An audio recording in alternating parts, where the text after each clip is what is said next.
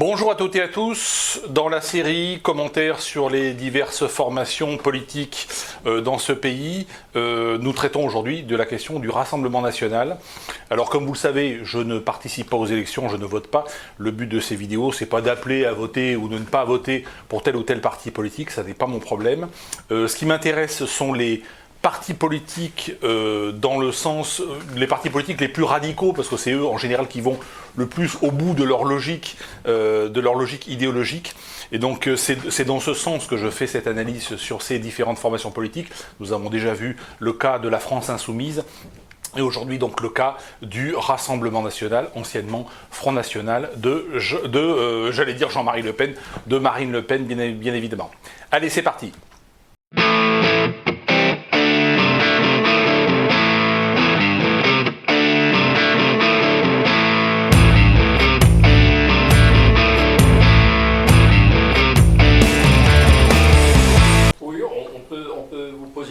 Parce que quand même au départ c'était Jean-Marie Le Pen qui était quand même le créateur, c'est un vrai patriote, c'est un nationaliste, depuis sa jeunesse il a été dans l'armée, il a baroudé, c'est quelqu'un qui ne voulait pas être président mais qui a quand même beaucoup œuvré et c'est lui qui a créé le parti. Bien sûr. Or sa fille elle est un petit peu spéciale, elle est un peu illuminée, un peu dingue parce qu'elle s'était entourée d'un bras droit d'un homme de la gauche, et qui est parti d'ailleurs. On parle de Philippot, hein, pour être voilà, tout à fait clair.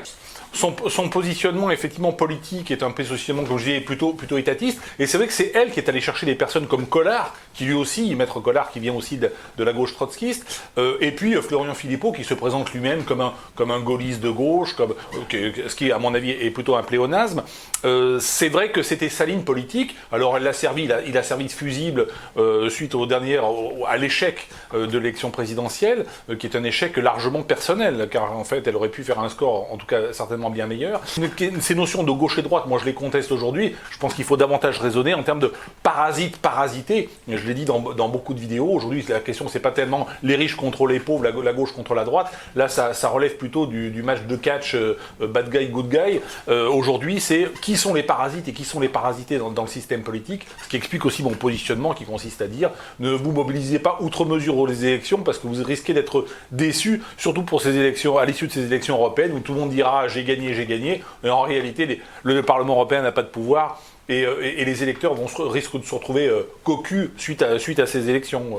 D'autres questions peut-être ? Oui, selon vous, concrètement, est-ce que Marine Le Pen a une chance un jour de gagner la présidentielle ?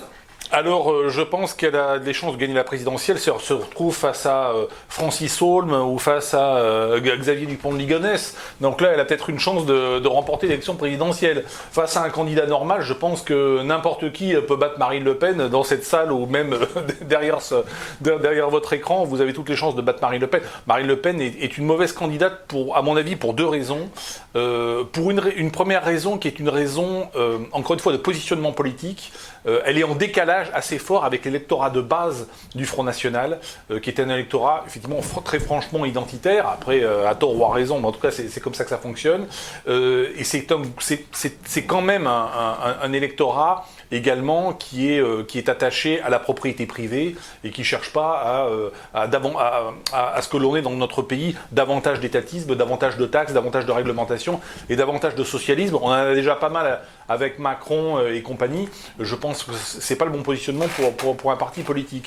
Et puis, encore une fois, elle a des qualités personnelles qui sont indéniables, Marine Le Pen, mais elle a aussi des handicaps personnels qui sont tout à fait indéniables, notamment en termes d'encadrement, de management. Ça, c'est des choses qui nous sont remontées de la part d'un grand nombre de cadres ou d'élus ou d'anciens élus du Front National que nous connaissons, puisque, comme vous le savez, j'ai des relations dans toutes les formations politiques, ce qui est normal dans ma position. Voilà. Donc effectivement, elle a une chance de gagner, mais il faut vraiment qu'elle ait un candidat très très très mauvais contre elle. D'autres questions ? Oui, je voudrais vous parler de Marion Maréchal. Alors, est-ce qu'elle aurait suffisamment de charisme et de possibilité de rassemblement pour pouvoir l'emporter ? Marion Maréchal ferait une bonne candidate pour les mêmes raisons que Marine Le Pen ferait une mauvaise candidate. C'est-à-dire que Marion Maréchal, elle est sur un positionnement politique qui est davantage celui de son grand-père.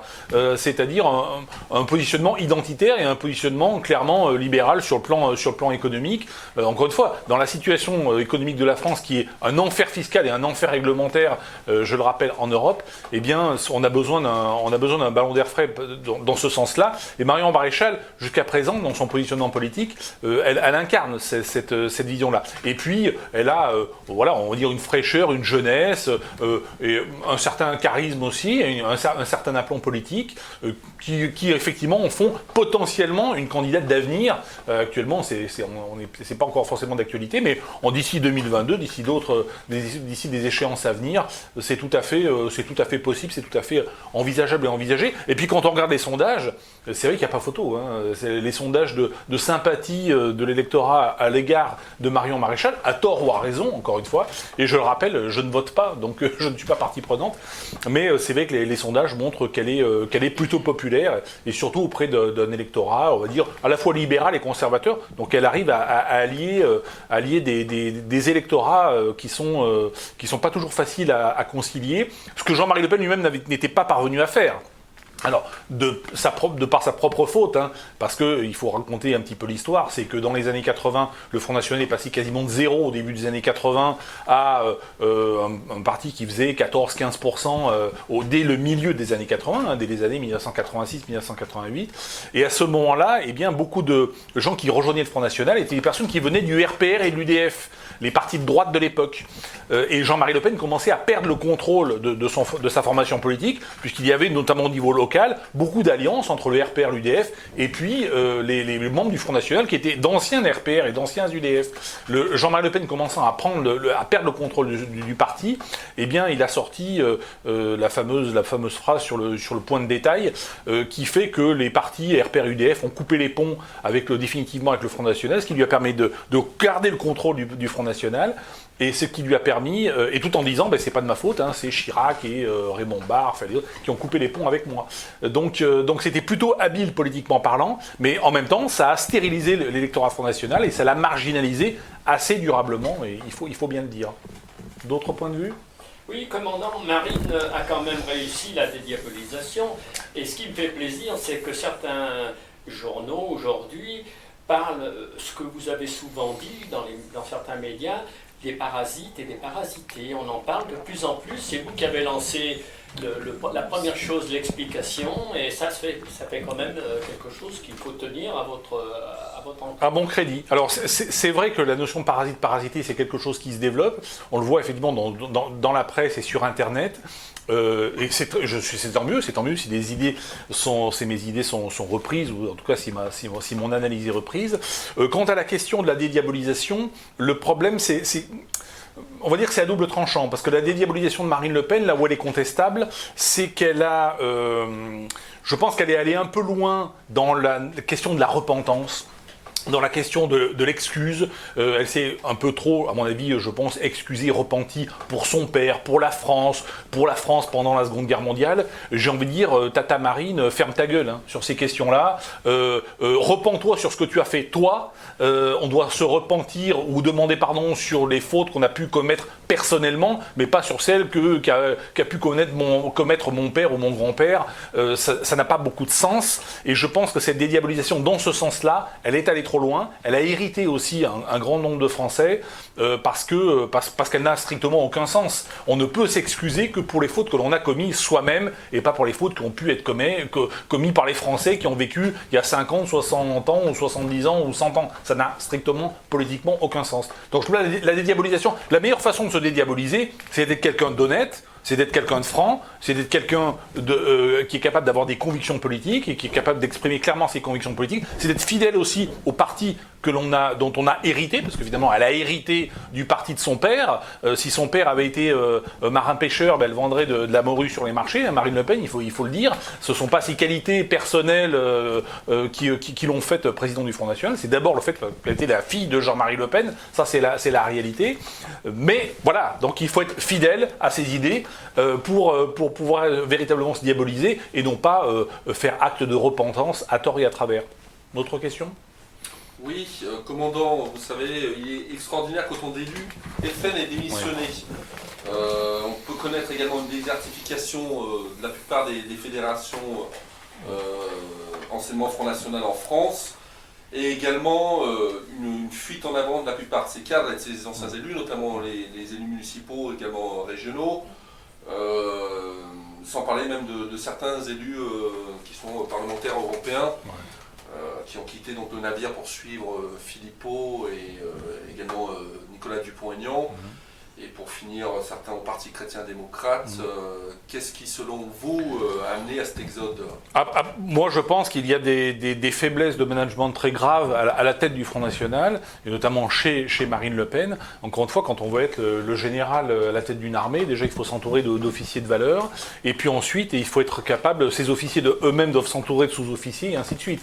Ce qui n'a visiblement pas été le cas, malheureusement, malheureusement pour cette formation politique à laquelle je n'ai jamais appartenu, mais qui est tout à fait respectable et honorable, mais encore une fois, c'est un constat de mauvais management, de mauvaise gestion, de mauvais commandement, et ce qui augure rien de bon si Marine Le Pen devait exercer et accéder aux plus hautes responsabilités. Que serait un gouvernement quand on voit l'état du Front National, sachant encore une fois que pour être élu du Front National, il faut donc se présenter devant les électeurs, il faut être capable de supporter parfois des contrôles fiscaux, parfois une pression à l'intérieur de l'entreprise si on est salarié, la pression peut-être de son voisinage. C'est pas facile d'être candidat du Front National, d'être un élu du Front National. Moi je ne l'ai jamais été, mais je m'imagine que c'est une pression tout à fait considérable.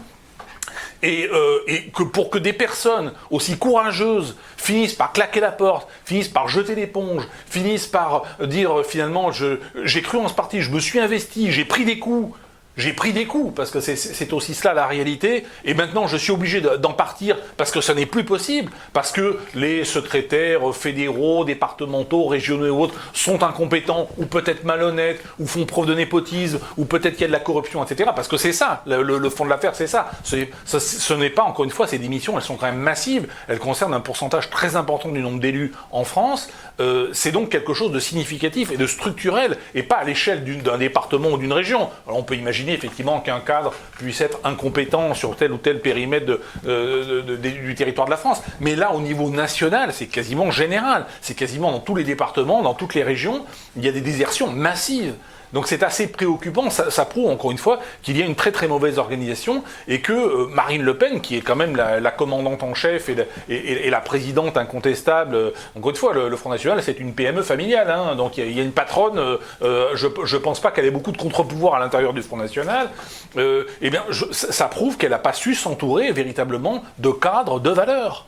Et qu'elle est allée chercher, alors qu'elle soit allée chercher des gens de gauche, ça à la limite c'est un positionnement politique, mais au-delà de ça, je me souviens il y a quelques années, elle a fait rentrer quand même au bureau politique du Front National, qui est le gouvernement en quelque sorte du Front National, une personne qui avait à l'époque 22 ans ou 23 ans, qui était simplement connue pour être un leader homosexuel du parti de l'UMP, à l'époque de l'UMP, à 22 ans, qu'est-ce qu'un type de 22 ans qui passe ses samedis soirs dans les backrooms à se faire éclater la rondelle, qu'est-ce qu'il peut apporter à un bureau politique de type Front National? C'est la question que je me pose. Alors, laissez tomber les commentaires homophobes, c'est pas de l'homophobie, mais c'est une réflexion. N'y a-t-il pas au Front National autre chose que ce genre d'individus? N'y a-t-il pas des chefs d'entreprise? N'y a-t-il pas d'anciens cadres militaires? N'y a-t-il pas d'anciens, peut-être de hauts fonctionnaires, d'anciens chefs d'entreprise pour mettre dans un bureau politique plutôt que d'aller chercher ce genre de personnage? C'est caricatural, mais c'est la réalité, c'est la triste réalité. Et comment voulez-vous, quand vous donnez des responsabilités à ce type de personnage,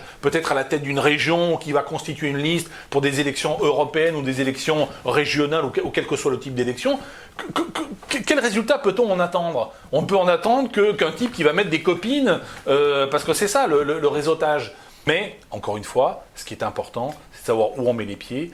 Nous sommes des francs, nous ne sommes pas des soumis, donc nous ne pouvons pas nous faire confiance à n'importe quel leader politique pour assurer le destin et la pérennité de notre pays. Voilà, merci à toutes et à tous et je vous dis à bientôt.